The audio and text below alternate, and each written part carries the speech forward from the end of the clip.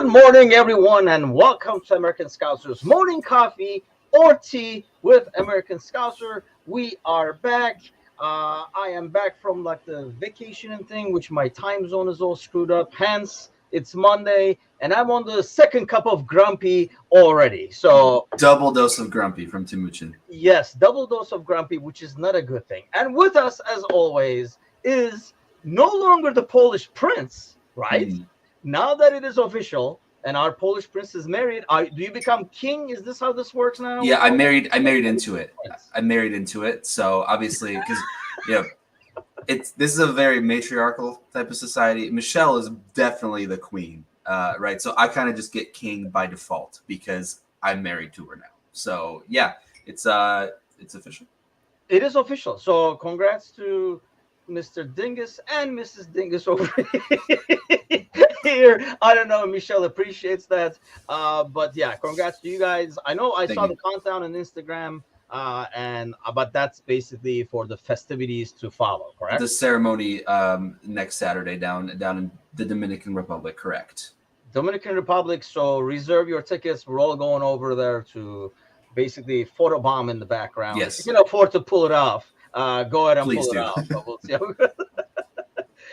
so a lot has happened, obviously. So we'll try to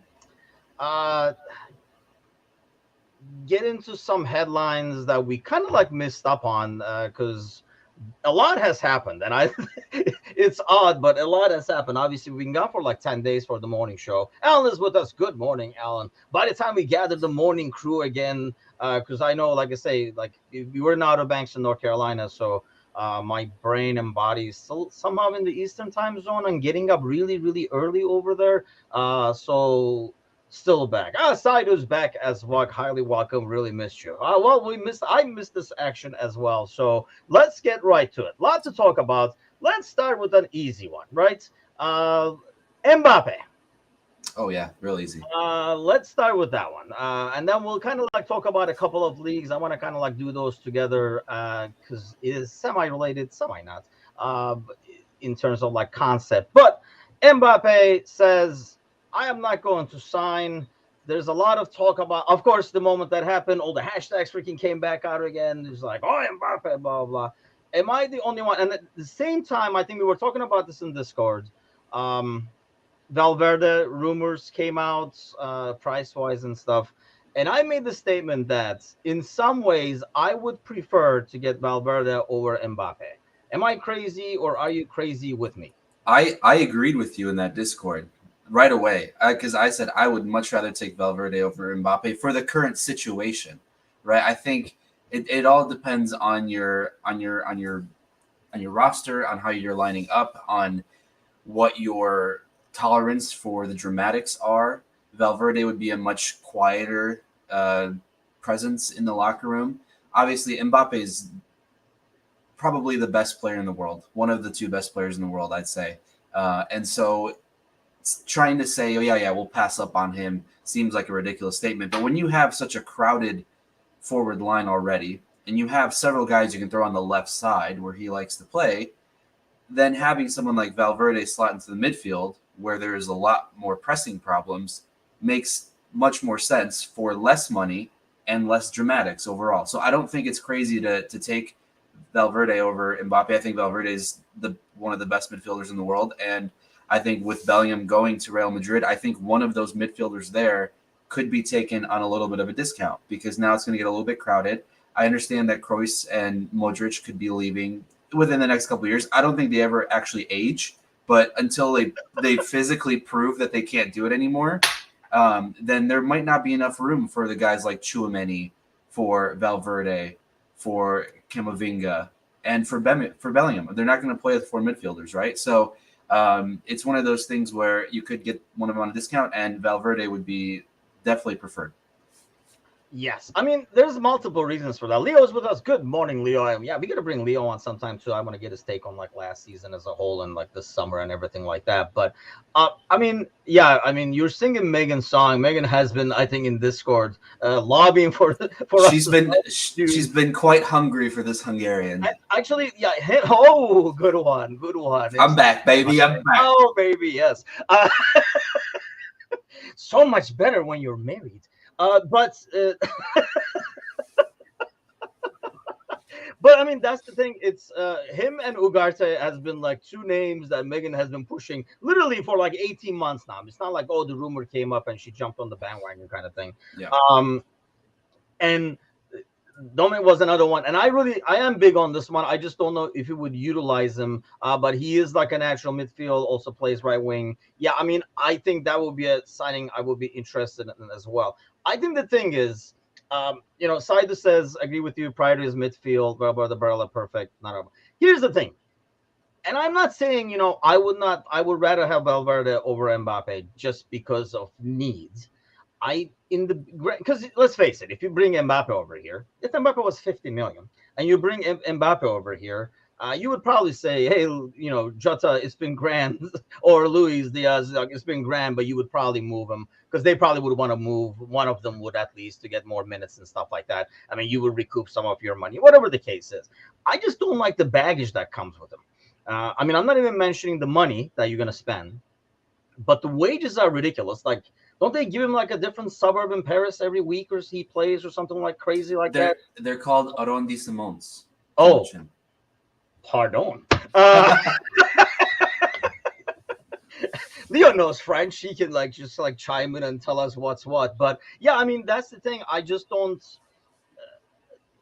like that, the drama. I mean, look at how much drama the guy causes when he's getting the world at PSG in his native country, in his native league. So I can only imagine the hoopla and the drama it would bring, and the team concept that would just collapse with his wages and all that kind of stuff. So I think, when you guys if Mbappe walks in and says, I really want to play for Liverpool, I don't care, I'm not selfish no more, you would make a room in the squad. But I just feel like you don't make a room in the squad for all this money to invite drama in. Yeah. Do you think if PSG had won the Champions League at some point in these last 3-4 years, that he would be singing a different tune? I think because there's nothing left for PSG to win besides the Champions League. So I think for Mbappe himself, he's won the World Cup, right? He's won. I mean, they haven't won every Ligue 1 title for the last 5 years, but he pretty much all he does in France is win, and besides the Champions League. So I think if that's the big thing that's weighing on him, that's the only reason I can see him making all this hoopla, is because he wants to go to a club that has the pedigree to win the Champions League. Because evidently PSG can sign every name in the world they want, but it doesn't add up to much. Well, it adds up to one final that they lost, but I think it's just like I mean, part of the reason maybe PSG does not do well is the fact that they kind of cruise through the league for the most part. So you don't have a week in and week out thing going. But at the same time, you would think that gives them rest. You can rest players the way you want to and all that. Both things, but I mean, it's not like he's in a situation where he says, I'm not surrounded with talents over here. You guys are not spending money or something like that. I'm not like let's say in Tottenham, Kane said, hey, I want to go to a competitor. I want to go to like City or whatever, or Bayern or something like that, because I want to compete in the Champions League. You'd be like, okay, I hear you. But in Mbappe's case, that's not even like, who else do you want, dude? Like, we get anybody and everybody out there that's available. And I would think it's probably similar to a LeBron situation. After he gives so much to a dude, he probably has a little bit of say in who plays next to him and stuff like that. So like, I guess, when will this guy ever be happy? Maybe he is at a point where he realizes his career won't be as decorated. He won't be viewed in history as such a great player if he never leaves France. If he stays in that league and doesn't really show the courage to go to a tougher league, right? Because I mean, we can all, let's face it, it's a one-team league. There are some years where there's a second team that's within 8 points. But most of the time, they run away with the title. So if he goes to, let's say, Bayern, for example, he's kind of still doing the same thing, because it's usually a one-team, sometimes two with Dortmund, but it's usually just a one-team race there. So I think if he is looking within himself and he wants to be viewed in 20 years from now, he wants people to look back and go, he won everything at an elite level. during his career, then he has to play in Spain, in England, maybe even Italy. Like I probably would rank it right now. We're probably looking England, Spain, Italy as the top three leagues. Just kind of depending, because I know Barcelona and Madrid kind of have their two head thing Yeah. going there, but sometimes Atletico is in there, right? Sometimes you have a couple other little shots in there. So I think overall, if he goes to any of those three leagues, he could be viewed back on with a bit more clout, let's say, than what he's be viewed back on now with what he's done. I think that's fair because even if he won the Champions League, let's say in one of these years with PSG, and then stayed at PSG, won, I don't know, 18 league titles or some shit, occasionally like losing one. At the end, would you say, man, what a career? You probably would not, right? I mean, that's fair. I think you would have to a little bit because of also the international play. But if we're looking at club level, then I don't know if it's as great. If, like you said, if he goes through all of that, I don't think it's viewed as great. But I think he'll still be viewed okay because of the international play, because of what he's done That's fair. at France. Before, he's still what, 23 years old. Like Yeah, it's I it's mean, kind of it's it's insane that we're gonna have to be having this discussion for the next 13 years. But it's just it is what it is. So yeah, I think if at the club level, if he wants to be, I think, taken more seriously by future historians, if you will, of the sport, I think he'll have to move elsewhere, and that might be what's on his mind. yeah, that's fair. I mean, I guess after a while, he's like, money isn't everything. I just realized that when I was given half of Paris. But Some players want money, some players want trophies, right? I mean, and that's kind of could be a transition to the Saudi thing eventually, but that's kind of where we're at, right? Some players are happy to forego any sort of competitiveness in the sport to take the money elsewhere, at the Saudi league, to feel to be taken care of for the rest of their life, okay, so right? we're gonna have to start with that first. I was about to jump to I Messi mean, over here, but you went this way. So let's go over here because I want to talk about this. I want to get your guys' take. I want to get everybody like who's watching and listening, everybody's take over here. Sparky is moving around in the world again. This time he's in Cornwall. So what's up, Sparky? Saidu says with FSG being the owners, Mbappe is a no go. Except if the oil money owners take over, and I just don't know. I mean, yeah, and then Brian says Mbappe is destined to Real, and I think maybe he's looking over there. He's like, these guys are drilling over to Vinicius over here. Just wait till I get there, and he probably sees them, I don't know, constantly like beefing up. Like I say, it's not like PSG is not constantly loading up top players, but I think you are right. It's just a matter of building a better resume at the end. So I don't really blame him, I guess, in that sense. It's just that, didn't you know this 2 years ago? I mean, didn't we talk about this 2 years ago? Hashtag announced Mbappe. Wasn't that 2 summers ago? it was 20. Well, I thought it was 2020 actually. Um, it was either 2020 or 2021. So yeah, it was 2 or 3 years ago. Yeah, it's like make up your mind. Like, I mean, I guess, I mean, he's a young kids are like Well, I mean, this. there's a reason no one has the 7 shirt yet, right? Oh, oh man, this married life is really kicking you on. SPL over here. Okay, so let's talk about this. When is it an okay time for a player to say, you know what, I'm gonna go cash in? Whenever they feel like it. I feel like 25. from my position here, as someone who wasn't good enough to competitively play into my adulthood, if I was given a ridiculous offer of money to play, I think I would take it. Because when I'm thinking of my family, my future family, future generations, that kind of money sets them up for life. You don't have to Okay, worry about a thing. okay, I understand that, Yeah, right? But it's not like you were living in a box before. Like I understand the money, and it's ridiculous money. Like yeah. it's over the top money. It's what you would earn way above. Like you had to play like 4 or 5 seasons or whatever the freaking thing is to get the same money you play in a season there. But it's not like you're broke right now. I understand what you're saying in terms of like the financial. I mean, this is basic. These guys are, if unless they're morons, and let's face it, some of them are with their money.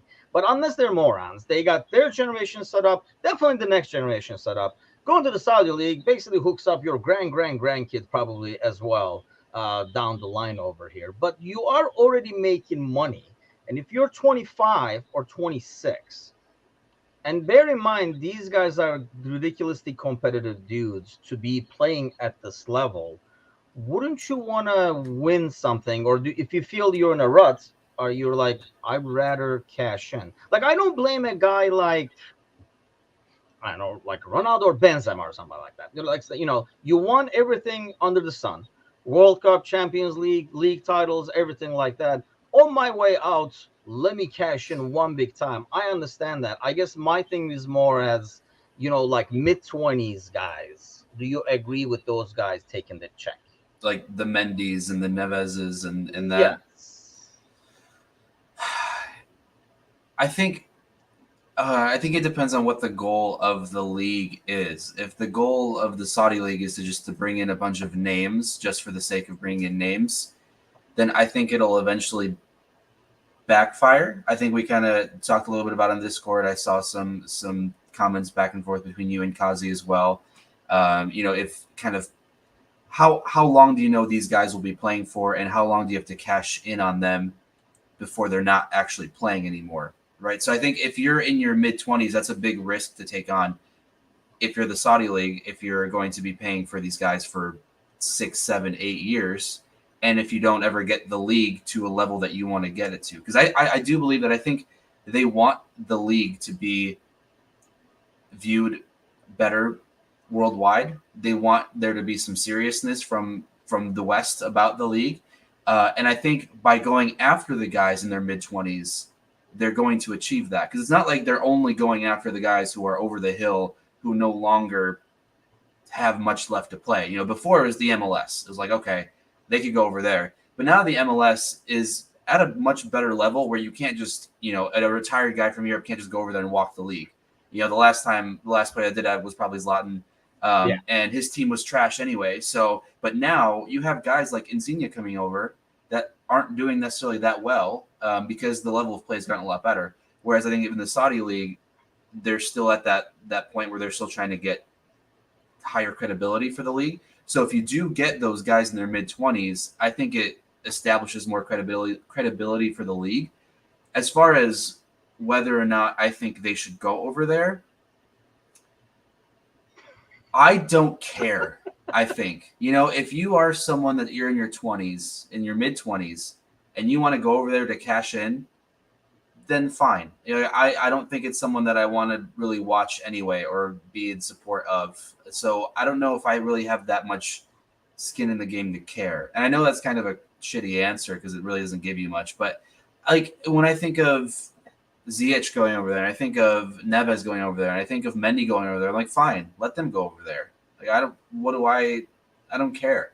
I think we'll see what happens in 6 years. I think people are talking about the big thing for Saudi Arabia. They want to host the World Cup.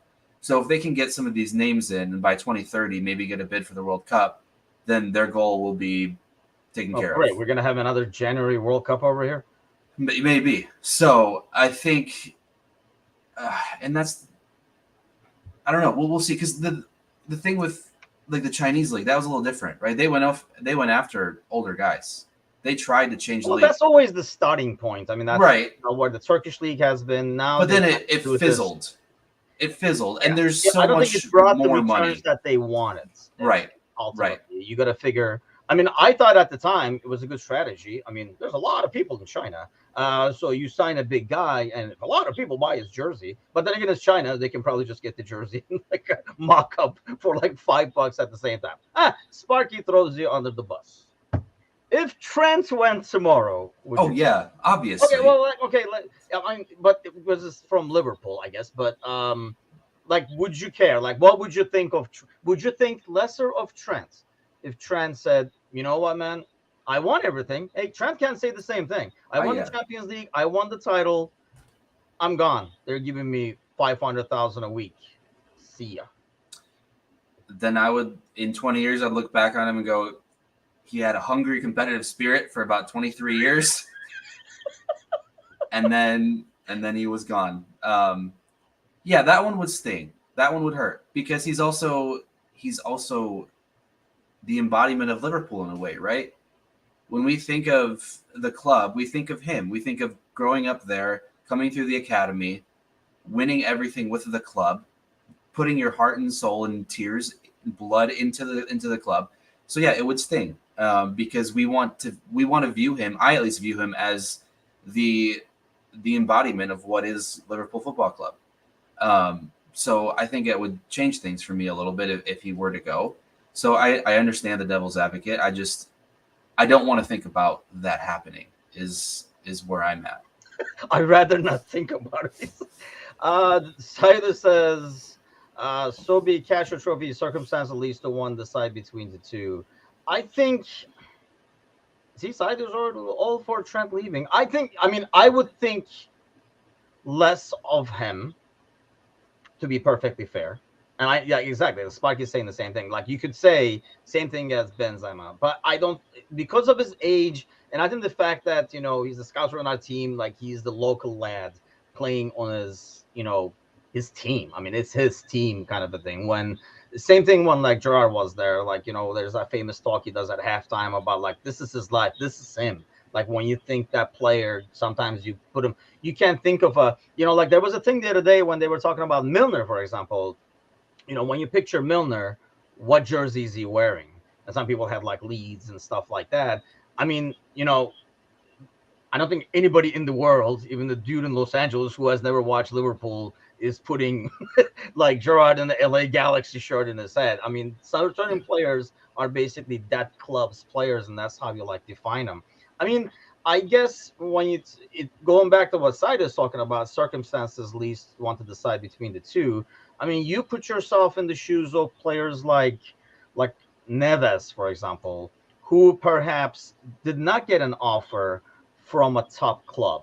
So he's thinking, well, I'm not going to win anything major anyway if I go to Tottenham or somewhere. I mean, like takes a transfer and goes somewhere. Or if he stays at Wolves, so why not just go all out and bank anyway? So I guess in some ways I can't fault them. I think my thing is more like younger players who we think are going to be bigger. I feel like that's kind of selling out when you go and just take the paycheck, and that's pretty much it. So having said this, what do you think? 5 years from now, when we think of the Saudi League, what do we say? I say it was fun while it lasted. Do we say so? 5 years, you think this fad goes? Because the I money th- is not going to end. I can tell you that the money is not going to end. It's just a matter of will the players still want to go there? What do you yeah, think? I think. And I don't. Do you hear a weird buzzing at all, or is it just me? No. Okay. I think it's just me. I I think think it's there's. like I'm going crazy. I think Michelle there's. interfering. She's messing with the antenna downstairs.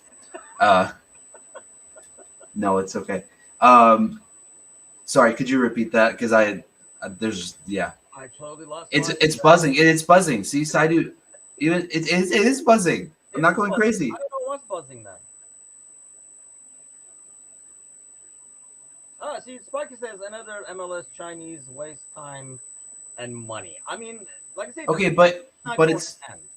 but China and MLS, those are two different situations. Um,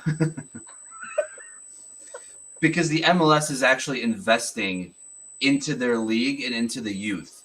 Whereas China, they just threw a bunch of money at old veterans and didn't really invest into themselves and into their league.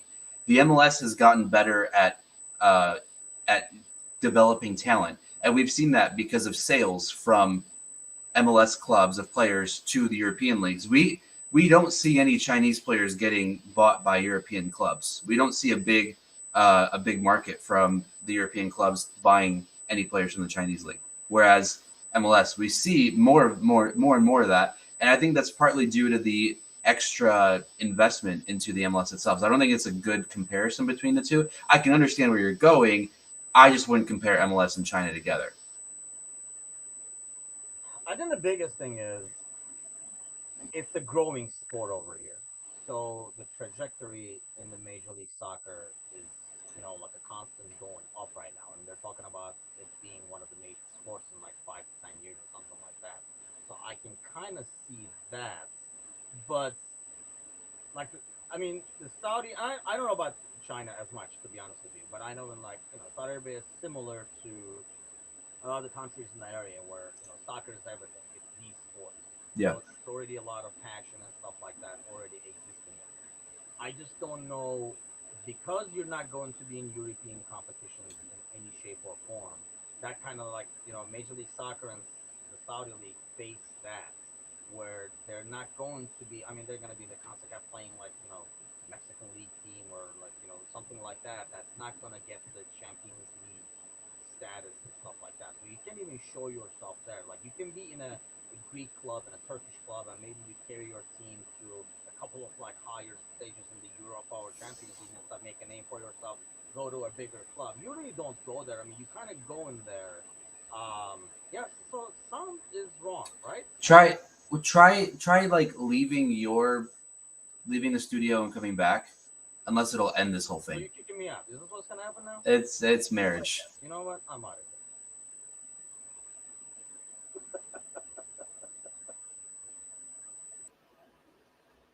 We fixed it. Now everything's better. Now that I have the floor to myself, what I would like to say to all of our fans and supporters here at American Scouser is that we have been relieved of the evil dictator. Oh, never mind. I heard that. What? I the sound was working for that one. Damn it. Are we better now, sound? Yes, it's not buzzing. We're good. I'm so glad I wasn't going crazy. I don't know. That's Alan was talking about. I thought your like ears were ringing because Michelle is in the background saying he's on a show instead of helping me pack or something like that. But it Oh, could be. It could yeah. be. You never know. Well, you'll be in trouble later. Don't worry about I'll it. show It's you. part of the marriage life. You're always in trouble. I'll show you the downstairs. It's problem. It's a problem. Great show. You know what? Just well, you know what, man. Okay, so I see how it is. I see how it is. Okay. Uh, yeah, I mean, I think going back to the Saudi League thing. I don't know if it's always going to be players. I mean, you're never going to get young players to go there, will you? To make a name for themselves? You offer an 18-year-old kid 30 grand a week, it's going to be more than they would make anywhere else. And you give them a couple years to play there, they still have enough time to come back to Europe. True. It's not like they are in Neves where they're 26. They play 3 years in the Saudi League. They're 29 at that point, still within prime age. But at that point, they're like, well, why would I go for a 29-year-old Neves from the Saudi League when I can get a 26-year-old Neves from Wolves? Like whoever the next Neves. And I guess you can be like, you get to play with Ronaldo and stuff like that. Yeah, and you get to play with those guys. So I think I don't think if the Saudi League, I think this is all dependent on this. If they're able to consistently keep bringing in young talent, and this is like, younger than 26, younger than 25, if they can bring those guys in and get enough of those guys, I think there will be enough there to make it somewhat successful. But I don't know what the goal is for the league as a whole. Do you want to just to be taken a little bit more seriously? Do you want to make this more appealing for the world to host a World Cup? Are you doing this just because you have the money and fuck it? Or are you doing this because you want to booster up your youth academy and kind of build from the ground up too and try to like, this is the inspiration for that? We don't really know what the end game is for the league too. That's a good question because I don't know if it's like the answer is because we can. You know what I mean? Like we have the money. It might be. So why the hell not? We like Yeah. soccer. Like hey, come here and play here. Instead of in weird times, it'll be our regular local prime time that they'll be watching games kind of thing instead of waking up in the crack of dawn or whatever. But or actually, they would be. I think they're like 8 hours ahead of us, if I'm right, 8 or 9, I think. But so I understand that. I mean, I know like when Turkey did that initially, and they still do, and it becomes a pissing match, which I think we're seeing in the Saudi league now. Like, oh, you got that guy who's 35. Well, then we get this guy who's 34, and that kind of feeling between like the top teams, which I think we're seeing over there. And I think the initial thing when Turkey started doing this was it was all about improving the quality of the league so it improves your players, your clubs in the European competitions and stuff like that.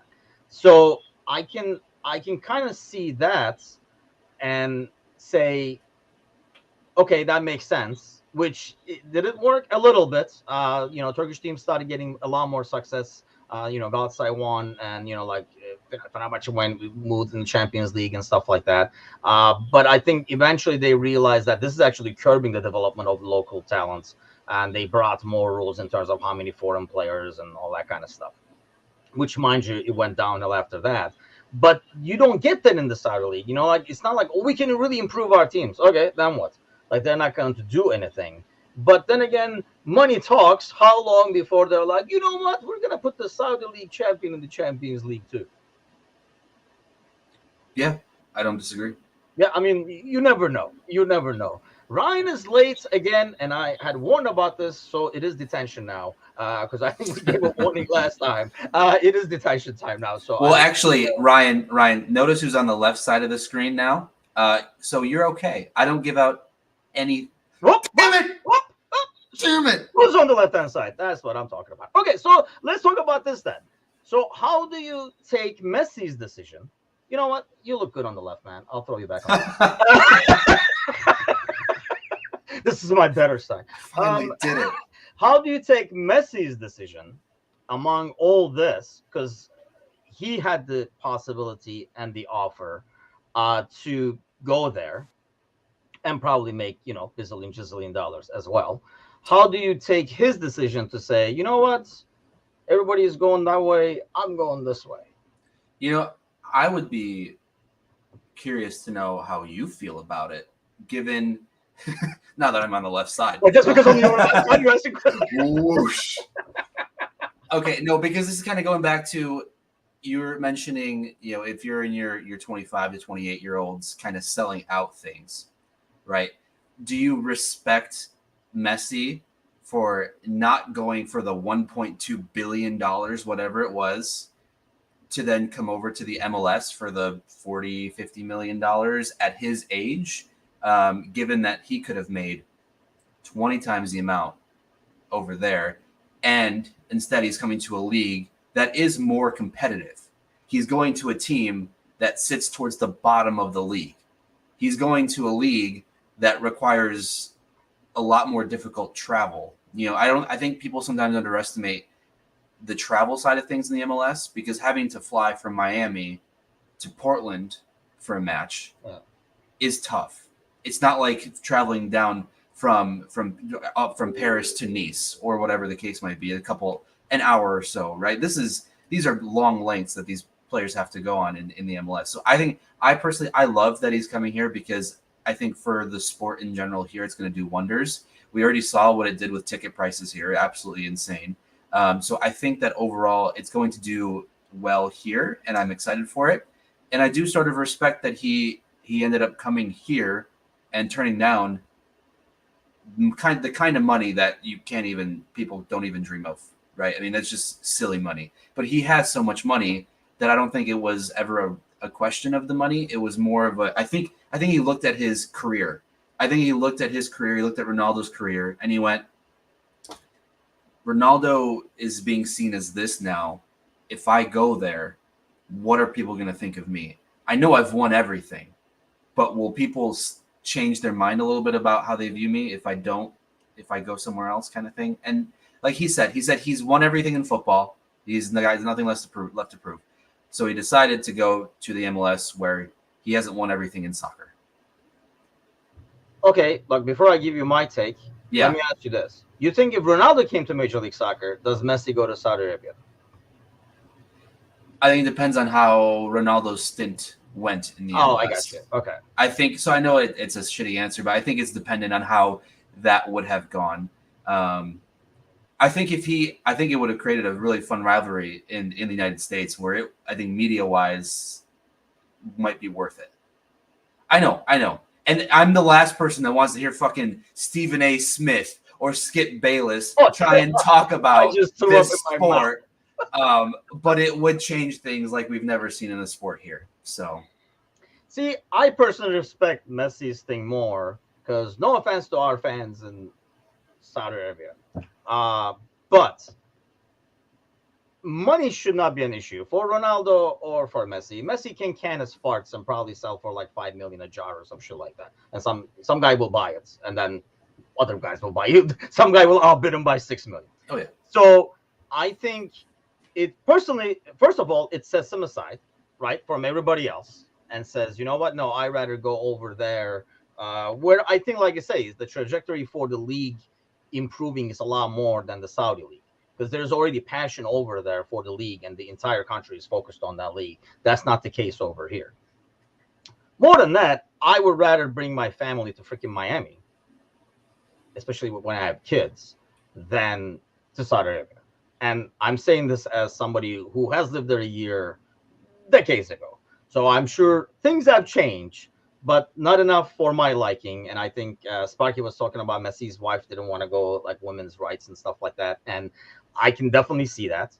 And I think if I left it to like I would think most of these spouses, if all things being equal, pick Miami over Saudi Arabia, just because of, and I understand Ronaldo probably has his own city over there with the money he's making. Like he has his own amusement park and stuff, but it's not the same in terms of like living conditions, education, all that kind of stuff. So I think I would rather bring my family to Miami over Saudi Arabia because money is not an issue for these guys. I mean, Ronaldo is the same way. And I think you're right. He probably did see Ronaldo, and maybe he got sick of this Ronaldo Messi drama himself.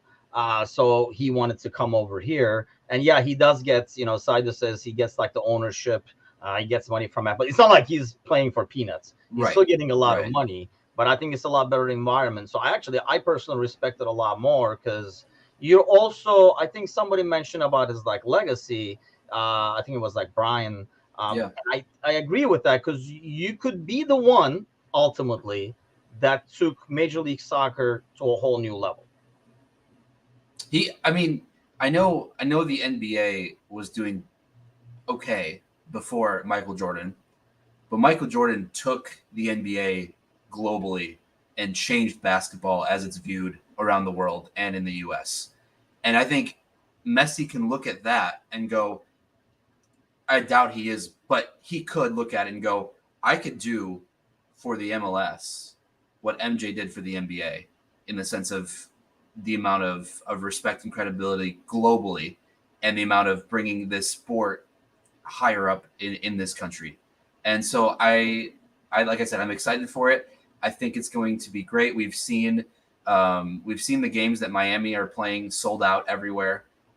We've seen sounds like a painful experience. Why didn't you tell the audience over here? You guys have no idea. You guys have absolutely no idea the feelings of passing up on season tickets for $40 a ticket in the front row behind the goal that are now selling for $6,000, $7,000, $8,000. It's fine. Are you serious? Yes. Oh, yes. I didn't realize it was that high. I'm sorry, I wouldn't rub it in that much. I thought it was going to be basically covering your season tickets with one ticket sale or something. I didn't realize they were that high. It was absolutely absurd. That is crazy. And at Soldier Field, right? So for anyone not familiar with the Chicago Fire, which is probably everyone here, Soldier Field, where the Chicago Bears play, they have the lower deck, the middle deck, and then the upper tier. They've never opened the upper tier for any Fire games because there's not enough people. There's not enough need to go. They are talking about opening up that upper tier for when Miami comes in. And so, you might get people that can afford the $50, $75, $100 ticket instead of paying several hundred or $1,000 to come see Messi. Because for some people, this is the one time that they might have a chance to actually see him in person. Whether it's at the end of his career or not, it doesn't matter. You get to go and say, I saw Lionel Messi play in a competitive match. So I think it's going to be fun, I think. And I say that from a point of just hopefulness. Yeah, I think that's where we're at with that. Spark says it's still on the MLS. Save your money and go to Anfield once a year. Well, honestly, Matush was not going to buy it. He was more like going to sell his tickets. Right. So I could sell my tickets so I could go to Anfield. Right. But also, like, Sparky, you have to realize some people will never get the opportunity to leave this country. and this is going to be their one chance to see someone like this. And I think for a while, having some of the retired greats come over here was amazing, because even though you didn't get to see them play competitively at the level that they were in at one point, you still got to say, I saw Steven Gerrard in person in a actual, not a friendly, but an actual competitive match. I saw Zlatan in a competitive match. I saw Beckham. I saw Insigne. I saw Kaká. Like whoever you want to say. And I think that's something that you can't take away from some people when your only connection to the sport is through the television, because you don't have a chance to get over there. I think we can't necessarily kind of downgrade that fact that you still got to see them in person. I think so. I mean, Sparky takes it for granted because every time we do an episode, he's in a different location. Like, he's like, where's Waldo? But yeah, I mean, you see, like, when these teams go to these preseason tours, it's freaking preseason meaningless game, and you see the attention it gets because, like you say, yeah, this is the people's only chance to be that close to their hero. Take your kid, whatever. God forbid, Gally shouldn't hear it, but as for a jersey or something like that, you get to see your hero or wear some nice clothes, like. But I mean, that's the thing. It's. I'm going to talk Gally tonight about it. But yeah, I mean, I think we kind of like overestimate. I'm seeing it is a whole different. I mean, you can see by the ticket prices alone how it's skyrocketed for like Inter Miami and things like that. But okay, so the same question that we did for the Saudi League, in 5 years from now, when we look back, what do you think we're gonna say about this Messi coming in? When I say, remember 2023 when Messi came over?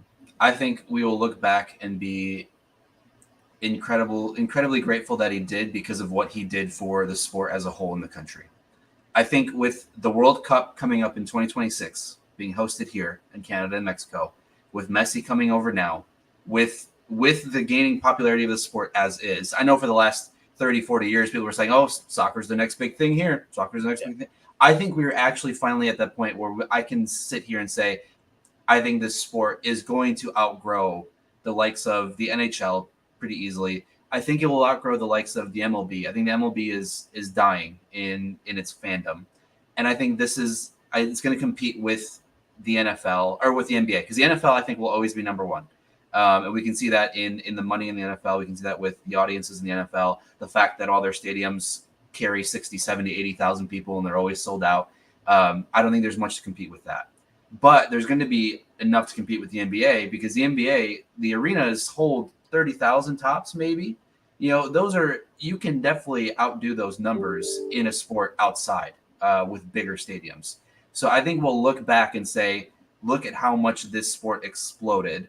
Look at all the interest in the sport now. Look at the youth talent coming through now. Look at all the players going over to play in Europe at an earlier age now.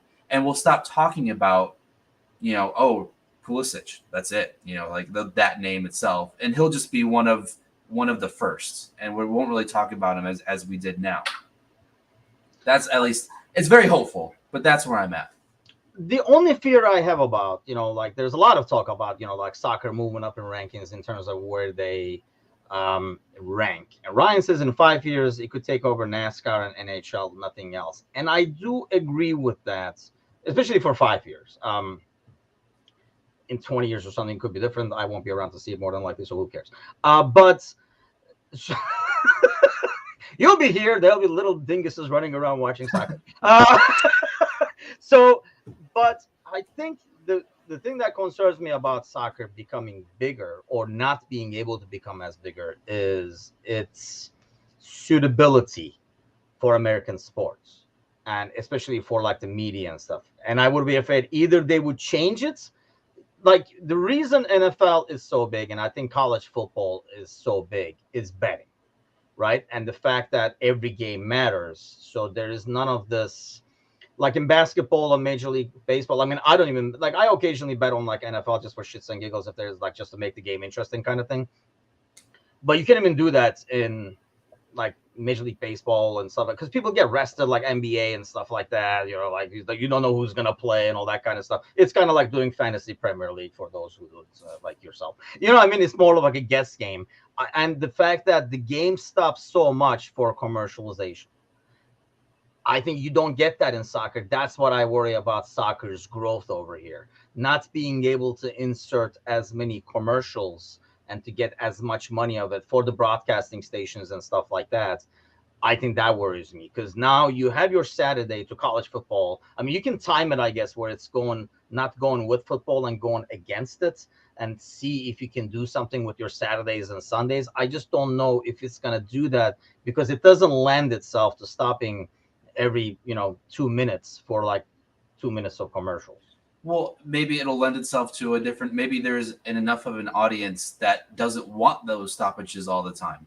Maybe if you get enough of those people that are tired of sitting through 3 hours of commercials in every football and basketball game, then this could be the thing for them, right? I think it depends on the money that Messi and Miami bring to the country. I think there could be some people with a lot of money that look at what's happening there and go, that's a lot of fucking money that's being brought in. If I invested in a team, could I see the same thing? And I think it'll be dependent on how this situation plays out. But that's one way I could see. Like we saw Giannis Antetokounmpo. He bought a club in Milwaukee, right? We saw another basketball player. I can't remember who it was, but purchased a big share in Nashville FC. And so I think as these higher profile athletes see the potential of money here and they keep buying into these teams, I think that will also help. Because if you partner together, have someone in the NBA that owns an MLS team, you can market that together and you don't have to worry so much about the commercialization because you have the product is potentially the basketball player and the team. So you can do a kind of a double whammy there. So I don't know. I like I said, I'm hopeful. I don't know if it's going to grow as much as I would like it to, but this is all, you're asking me to look ahead and I don't know what the fuck's going to happen tomorrow, but I'm going to tell you what I would like to see happen. I think there's a chance. I think there's a chance. I think going to Brian's point here, I think with the MLS and USL, I think, yeah, there has to be a combination of the two. Ideally, what I'd love to have happen is you have 4 regions. You have like the Northeast or the Eastern, maybe Northeast, Southeast, West, and then Midwest. And you have 18 to 20 teams in each one of those regions. And you combine the MLS and USL, and you have those 4 leagues.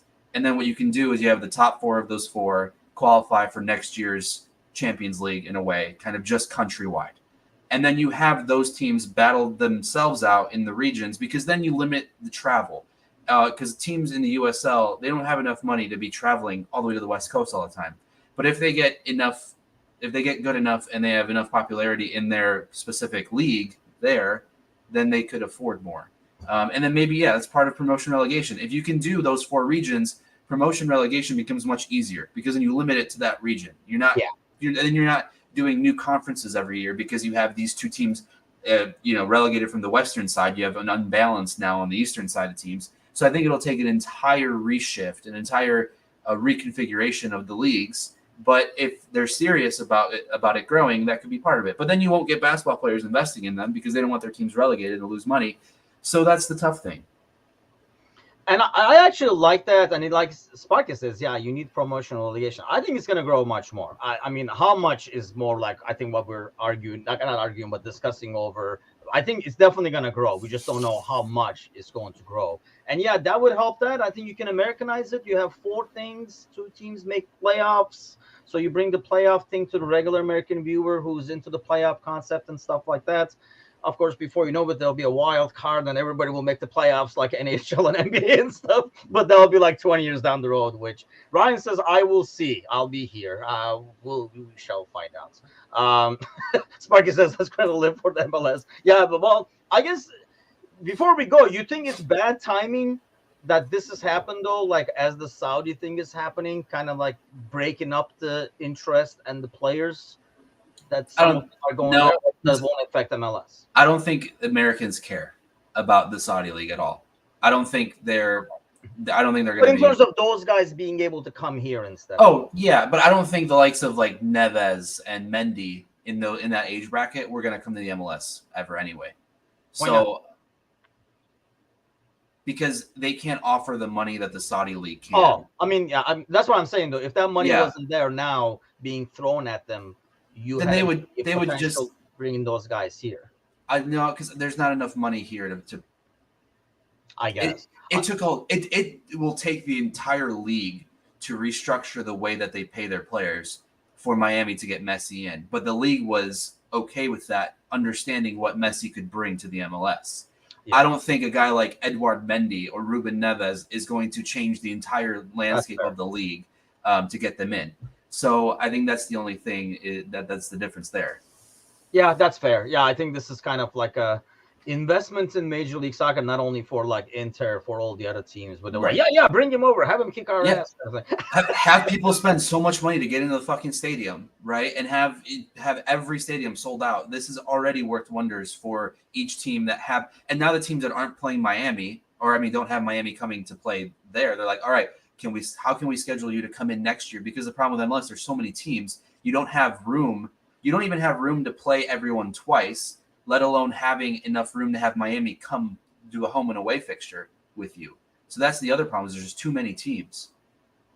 yes, but that kind of goes with money. I was actually shocked to see how valuable, like Forbes had like the top value teams, and I was actually shocked Much to higher see than how yeah. many Major League Soccer teams are on that top 25 list. I did not, and that has to be purely on potential, On more the than anything American else, I would market. think. Yeah.